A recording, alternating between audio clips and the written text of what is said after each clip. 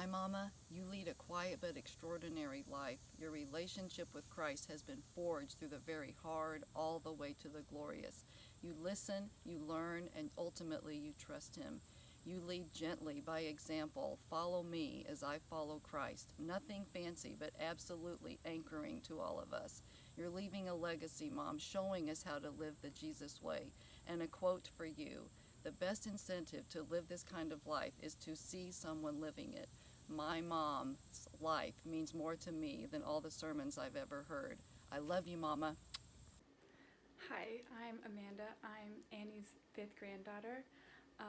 One way that Annie has really impacted my life is just giving me a love for learning and reading. I love that she's my grandmother. I think it would have been awesome if she could have been my kindergartner teacher too. She has the ability to make you feel so loved and special and just always cared for when you're around her. And I love Annie so much. Annie, you have touched so many lives, including my own. I'll never forget when you brought me daffodils on a cold January day. And every time I would walk by them, I was reminded of your love and God's love. And you're just so good at reminding us all that we are loved and that God loves us. You are and will always be my sweet little daffodil. One of the things that I love about going to Annie's is that there's always coffee on, or she's willing to make you coffee. You get to pick out your own mug from the cupboard and just be able to sit down and around the table and just have a conversation and be present and with each other and just really relax and unwind and just be there. And so it really speaks to me and it makes my heart happy. Love you, Annie. Hi, I'm Barbara McBride. I'm Ann Miller's sister.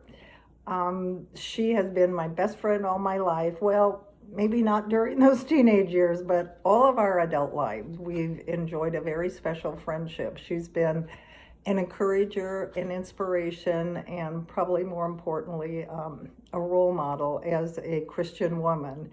And I've just been so blessed to have her as my sister and so happy to be able to celebrate her in this way. Hi, Annie. Well, it's hard to name just one way that you've impacted me, but I think one of the big ones for me is how well you host people and bring people into your home. You always make delicious food and you facilitate great conversation in that big kitchen of yours, and you're always very encouraging and you meet people where they need to be met, and I think that's one of the biggest ways that you've impacted me. I love you. Hello, Annie. Wow, I have so many things that are my favorite things about you, but one thing that just stands out is your willingness to be open and honest and vulnerable. I just think of certain times that we've had driving alone in the car and you've been like, so do you have any questions for me? Anything at all?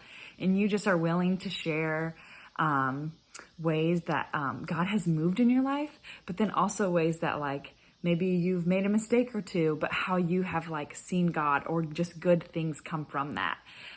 That's just one of my absolute favorite things about you. Hi, Annie.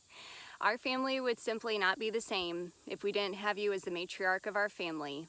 Thank you so much for reflecting a life of such grace and generosity and patience and warmth and hospitality.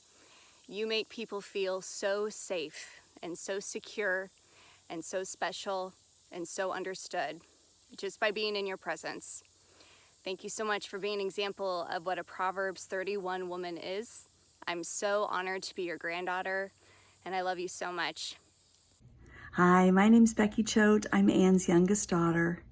Mom, I'm so excited that we could encourage you today because that is what you do so well for all of us.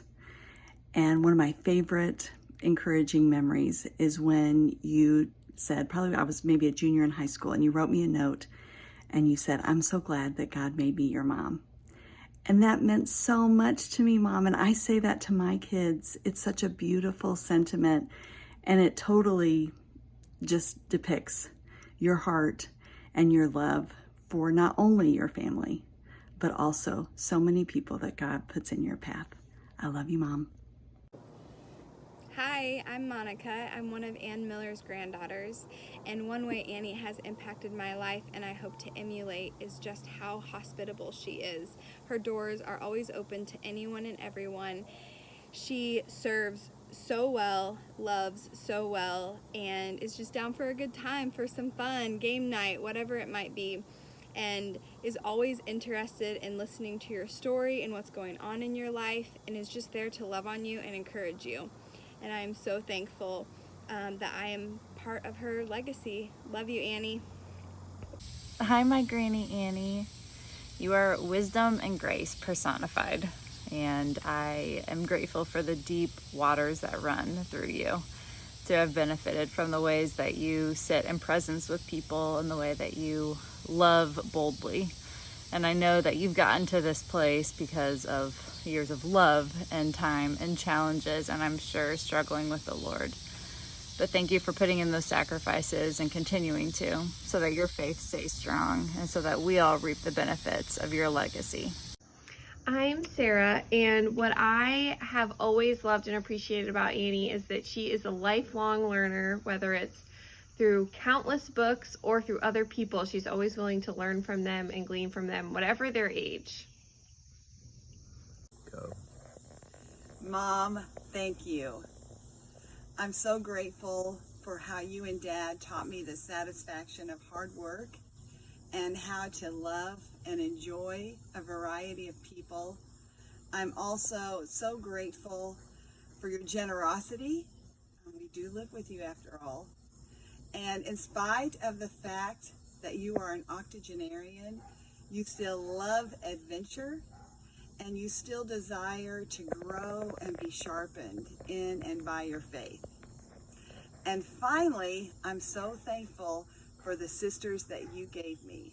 I love you, Mom.